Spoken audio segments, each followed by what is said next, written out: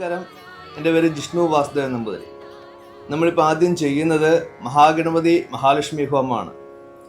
ഗണപതി ഹോമം എന്ന് പറയുമ്പോൾ അത് 32 രീതിയിലുള്ള ഗണപതി ഹോമമുണ്ട്. അതിന് 32 മന്ത്രങ്ങളാണ് യൂസ് ചെയ്യുന്നത്.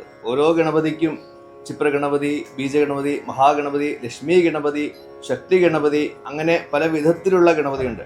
അപ്പോൾ ആ ഓരോ ഗണപതി ഹോമത്തിനും ഓരോ മന്ത്രവും ഓരോ കൂട്ടുമാണ്. ഇപ്പം നാളികേരം, അവല്, മലര്, ശർക്കര എന്ന് പറയുന്ന പോലെ ഓരോ കൂട്ടുണ്ട് ഓരോ ഗണപതി ഹോമത്തിനും. അതുപോലെ തന്നെ സന്ധ്യയ്ക്ക് ശേഷം വൈകിട്ട് ചെയ്യുന്ന ഗണപതി ഹോമമുണ്ട്. ചെങ്കണപതി ഹോമം, ബാലഗണപതി, അങ്ങനെ പല ഗണപതി ഹോമങ്ങളുണ്ട്. അതിൽ ഏറ്റവും പ്രധാനപ്പെട്ടതാണ് മഹാഗണപതി മഹാലക്ഷ്മി ഹോമം.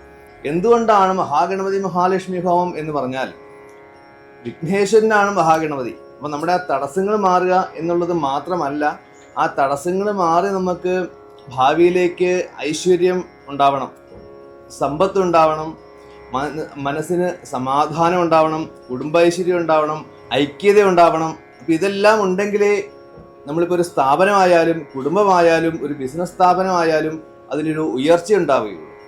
അതുകൊണ്ടാണ് മഹാഗണപതി മഹാലക്ഷ്മി ഹോമം ചെയ്യുന്നത്. അപ്പോൾ ഈ രീതിയിൽ നമ്മൾ ഇപ്പോൾ തുടർച്ചയായിട്ട് 6 മാസത്തിലൊരിക്കൽ അല്ലെങ്കിൽ 1 ഇയറിൽ വൺസ് ഇങ്ങനെ ആ മഹാഗണപതി മഹാലക്ഷ്മി ഹോമം ചെയ്താൽ നമുക്ക് തീർച്ചയായിട്ടും ഭാവിയിലേക്ക് മാത്രമല്ല അടുത്ത ജനറേഷന് വരെ അതൊരു ഉയർച്ച ഉണ്ടായിരിക്കും.